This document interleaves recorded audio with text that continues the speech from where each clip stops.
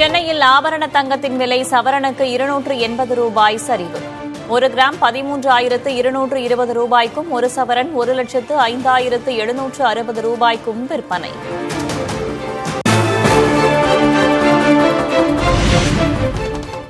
சென்னையில் வெள்ளியின் விலையில் மாற்றமில்லை. 1 கிலோ 2,35,000 ரூபாய்க்கு விற்பனை.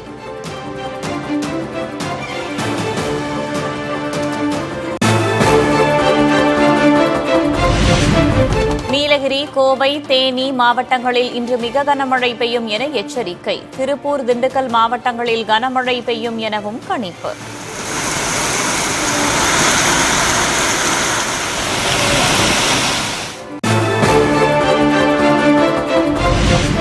சென்னையில் இன்றும் நாளையும் ஒரு சில இடங்களில் மழை பெய்யும். வானம் ஓரளவு மேகமூட்டத்துடன் காணப்படும் என்றும் வானிலை ஆய்வு மையம் கணிப்பு.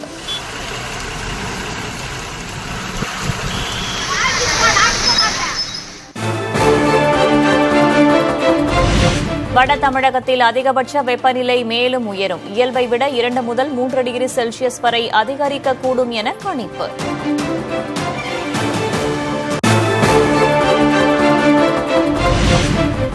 மேற்கு தொடர்ச்சி மலைப்பகுதிகளில் பெய்த கனமழையால் குற்றால அருவிகளில் வெள்ளப்பெருக்கு. ஐந்தருவி, மெயினருவியில் சுற்றுலா பயணிகள் குளிக்க தடை.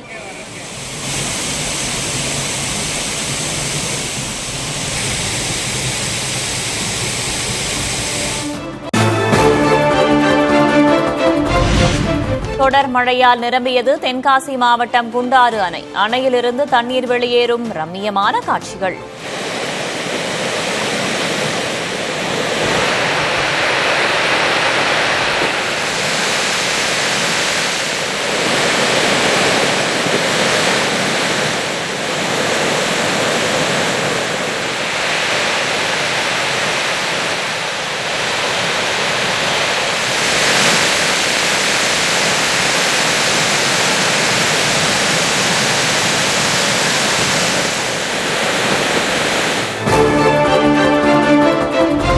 கர்நாடக மாநிலத்தில் காவிரி நீர்பிடிப்பு பகுதிகளில் கனமழை. கிருஷ்ணராஜசாகர், கபினி அணைகளுக்கு நீர்வரத்து உயர்வு.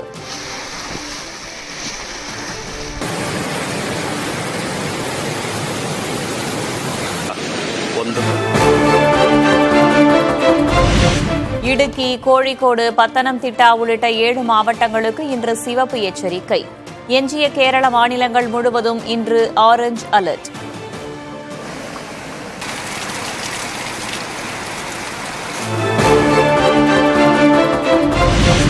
தொடர் மழை காரணமாக இடுக்கி மாவட்டத்தில் உள்ள கள்ளார்குட்டி அணை திறப்பு. அணையின் 5 மதகுகள் வழியேயும் திறக்கப்படும் தண்ணீரால் மக்களுக்கு எச்சரிக்கை.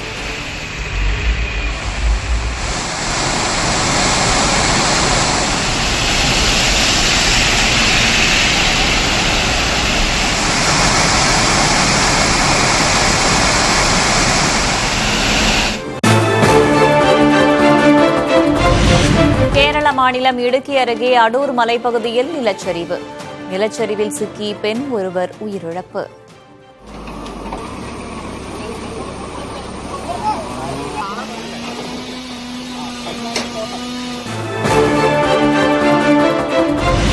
இடுக்கியில் முகாமிட்டுள்ளது அரக்கோணத்திலிருந்து சென்ற 34 பேர் கொண்ட பேரிடர் மீட்புப் படை. நிலச்சரிவு ஏற்பட்ட பகுதியில் மீட்பு பணிகள் தீவிரம்.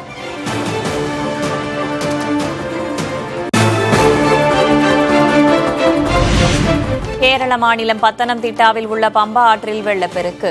ரன்னி நகர சாலைகளில் இடுப்பளவு நீர் ஆறு போல ஓடுவதால் மக்கள் அவதி.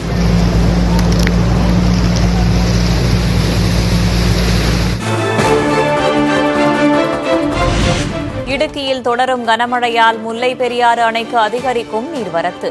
ஒரே நாளில் 112.45 அடியிலிருந்து 113.70 அடியாக நீர்மட்டம் உயர்வு.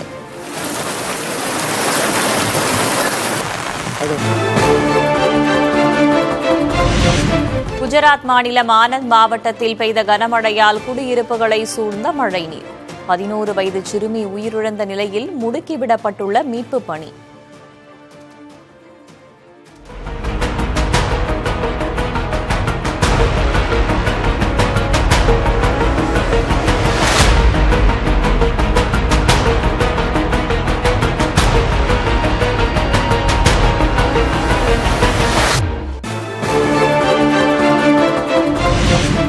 குஜராத் மாநிலத்தில் அவுரங்கா ஆற்றில் நீடிக்கும் கடும் வெள்ளப்பெருக்கு. தண்ணீர் சூழ்ந்த வல்சத் பகுதி மக்களை மீட்கும் பணி தொடர்கிறது.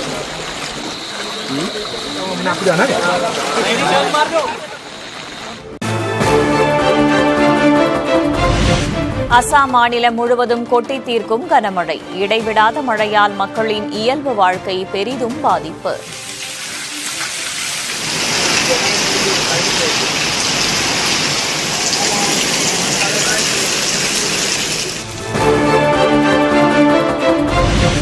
ஜம்மு காஷ்மீர் ராம்பன் மலைப்பகுதியை சூழ்ந்த மேகக்கூட்டம். பனிமூட்டத்தால் அதிகரித்த குளிர்.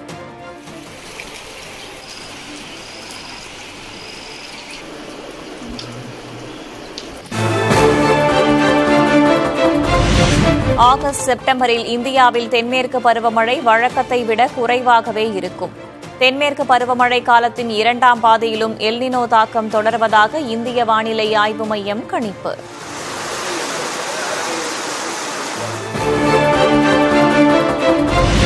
சென்னை நகரத்தில் ஆகஸ்ட் மாத மழை பொழிவு வழக்கத்தை விட கூடுதலாக இருக்கும். பகல் நேர வெப்பமும் அதிகமாக இருக்கும் என இந்திய வானிலை ஆய்வு மையம் கணிப்பு.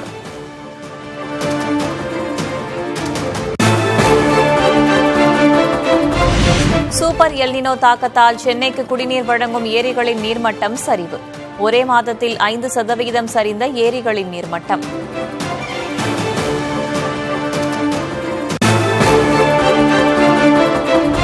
தமிழகத்தில் வலுக்கும் மேகதாது அணைக்கான எதிர்ப்பு. காவிரியிலிருந்து உரிய தண்ணீர் திறக்க வழிவகை செய்ய விவசாயிகள் கோரிக்கை.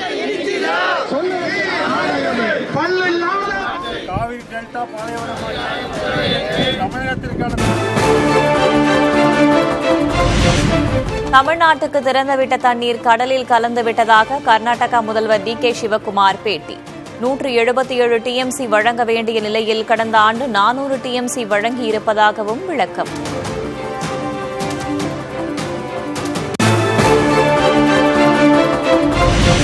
தனி ஆவர்த்தனம் செய்ய நினைத்து முதல்வர் விஜய் தனிமைப்பட்டு நிற்பதாக திமுக தலைவர் மு.க. ஸ்டாலின் விமர்சனம். கர்நாடகத்துடன் பேச்சு நடத்துவது பயனளிக்காது என எச்சரித்தும் கேட்கவில்லை என்றும் சாடல்.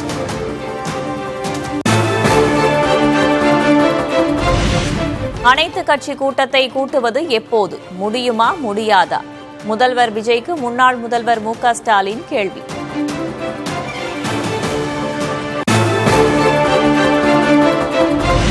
மேகதாது விவகாரத்தில் அனைத்து தரப்பு கருத்துக்களையும் முதல்வர் விஜய் கேட்டு வருகிறார். முதல்வர் தலைமையில் நடந்த ஆலோசனைக்கு பின் அமைச்சர் நிர்மல்குமார் பதில்.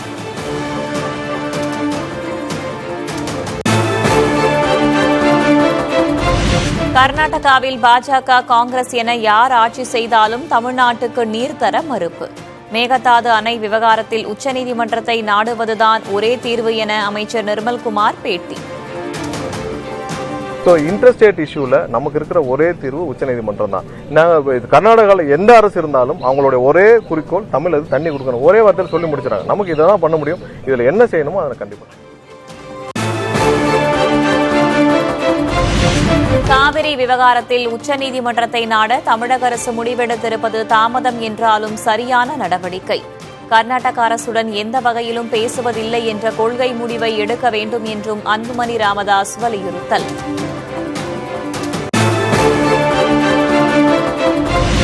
காவிரி விவகாரத்தில் உச்சநீதிமன்றத்தை நாட தமிழ்நாடு அரசு முடிவு.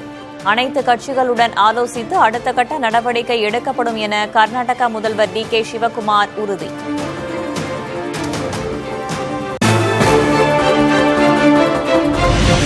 மேகதாது அணைக்கு எதிர்ப்பு தெரிவித்து இந்திய கம்யூனிஸ்ட் கட்சி சார்பில் சென்னையில் ஆர்ப்பாட்டம். அனைத்து கட்சி கூட்டத்தை உடனே கூட்ட வேண்டும் என்றும் தாவேகா அரசுக்கு வலியுறுத்தல்.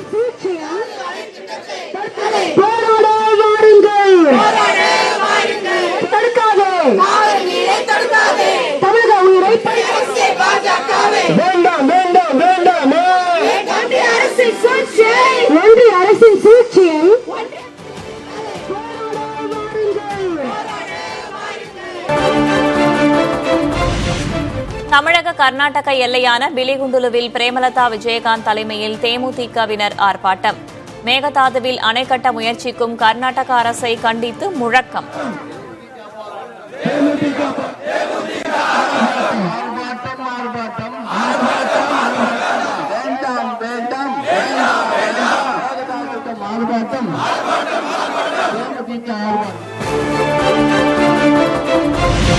குதிரை பேர வழக்கில் திருவல்லிக்கேணி காவல் நிலையத்தில் ஆஜராகி கையெழுத்திட்ட செந்தில் பாலாஜி 2 நாட்களுக்கு பிறகு ஆஜரான நிலையில் காவல்துறை விசாரணை.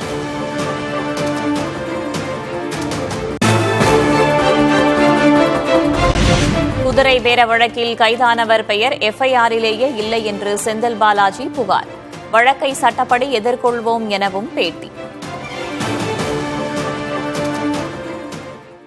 சட்டமன்ற உறுப்பினர்கள் தொடர்பாக புகாரிலும் பெயர் இல்லாத நிலையில் எஃப்ஐஆரிலும் பெயர் இல்லாத நிலையில் என்னுடைய பெயர் சேர்க்கப்பட்டு அதற்காக முன்ஜாமீன் பெற்று காவல் நிலையத்தில் தொடர்ந்து காலையும் மாலையும் கையெழுத்திட்டு வருகின்றேன்.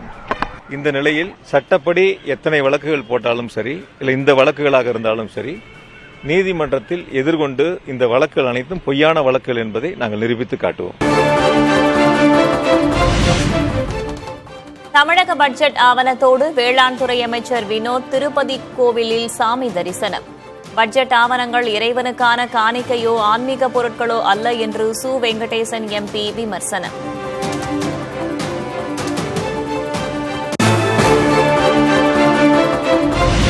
சாதி மதமற்றவர் என சான்றிதழ் பெற விரும்புவோருக்கு உடனே சான்று வழங்க சட்டம் இயற்ற உத்தரவிட வேண்டும்.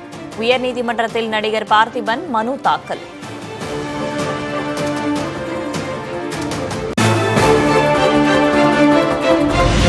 சென்னை மெட்ரோ ரயிலில் கடந்த மாதம் முழுவதும் 1.06 கோடி பேர் பயணித்து புதிய சாதனை. அதிகபட்சமாக ஜூலை 24ஆம் தேதி 3,84,000 பேர் பயணம்.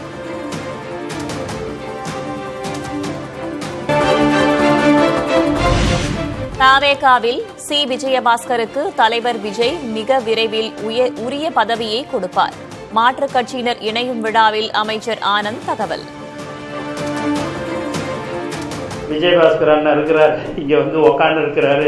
இன்னும் இப்படிதான் சொன்னேன், எல்லாரும் இன்னும் நீ எங்களுக்கெல்லாம் சீக்கிரம் பதவி கொடுக்கலையா அப்படின்னு.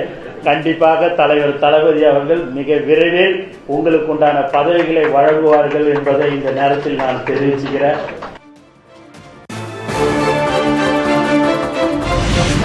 வணிக பயன்பாட்டுக்கான 19 கிலோ சமையல் எரிவாயு சிலிண்டர் விலை 200 ரூபாய் குறைப்பு.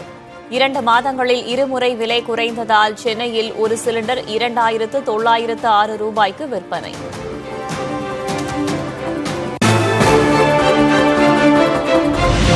சென்னையில் மாற்றமின்றி தொடரும் வீட்டு பயன்பாட்டு சிலிண்டர் விலை. வீட்டு சமையல் சிலிண்டர் விலை 957 ரூபாய் 50 காசுகளாக தொடர்கிறது.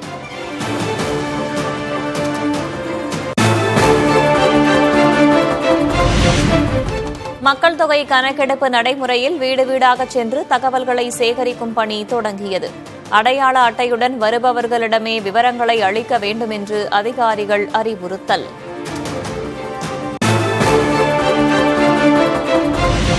ஆந்திரா சென்ற பிரதமர் மோடிக்கு உற்சாக வரவேற்பு. கலை நிகழ்ச்சிகளை கண்டுகளித்த பிரதமர். ஆந்திராவின் விஜயநகரம் அருகே போகாபுரம் விமான நிலையத்தை திறந்து வைத்தார் பிரதமர் மோடி. சுதந்திர போராட்ட தியாகி அல்லூரி சீதாராமராஜு பெயரை சூட்டினார்.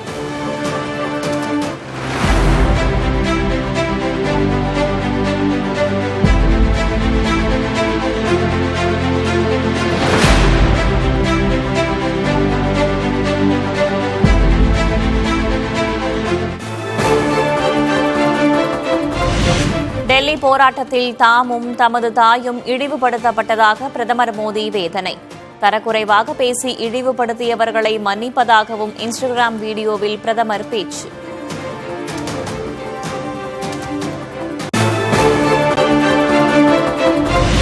இளைஞர்களை மன்னித்து விட்டதாக பிரதமர் மோடி கூறியது தேசத்திற்கு இழைக்கப்பட்ட அவமானம் என காங்கிரஸ் விமர்சனம்.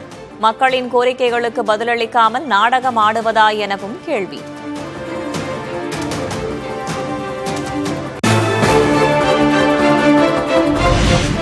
பிரதமரின் கிசான் திட்டம் மேலும் 5 ஆண்டுகளுக்கு நீட்டிப்பு.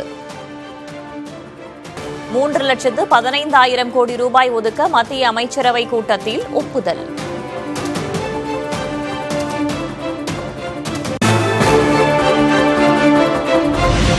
பொதுமக்கள் தரும் எந்த மனுவும் 30 நாட்களுக்கும் மேல் கிடப்பில் இருக்கக்கூடாது. அனைத்து துறை செயலர்களுக்கு தமிழக அரசு உத்தரவு.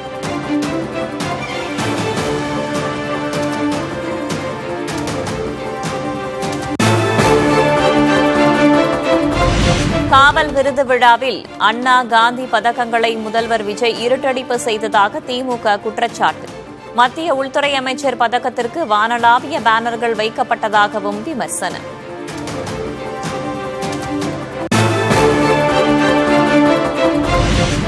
கொளத்தூரில் ஆய்வு செய்யப்பட்ட 8 இயந்திரங்களில் 3 சரியாக இல்லை என்று திமுகவின் என்ஆர் இளங்கோ குற்றச்சாட்டு. ஸ்டாலினின் அறிவுரையை பெற்று நீதிமன்றத்தை நாடுவோம் என்றும் பேட்டி.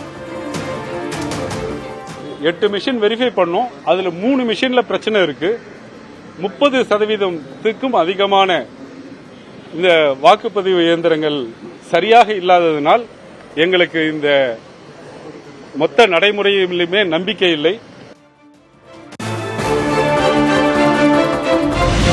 பாஜகவுக்கு இனி தமிழக வெற்றி கழகம் தான் முதன்மை எதிரி. பாஜக மாநில தலைவர் நைனா நாகேந்திரன் புதிய தலைமுறைக்கு பேட்டி. எங்களை பொறுத்த மட்டும் இன்னைக்கு மக்களுக்கு எதிரியாக இருக்கக்கூடியது தமிழக வெற்றி கழகம். தாவேக்காவை தான் பார்க்குறீங்க. ஏன்னா நான் சொன்ன காரணங்கள், இந்த 77 நாளையும் சட்டம் ஒழுங்கு சரியில்லை. கடந்த ஆட்சிக்கும் இந்த ஆட்சிக்கும் எந்த வித்தியாசமும் இல்லை. இன்னைக்கு எல்லாமே ஃபெயிலூர் ஆகி போயிடுச்சு. தாவேக்காவுக்கு எதிரான வியூகங்கள் தான் பாஜக. அன்னைக்கு திமுகவுக்கு எதிராக நாங்கள் இருந்தோம். இன்னைக்கு ஆளுங்கட்சியா தாவேக்கா வந்திருக்கு. தாவேக்கா எதிராக நாங்கள் இருக்கோம்.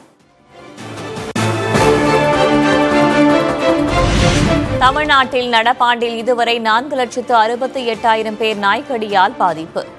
24 பேர் ரேபிஸ் பாதிப்பால் உயிரிழந்திருப்பதாகவும் தமிழ்நாடு பொது சுகாதாரத்துறை அதிர்ச்சி தகவல்.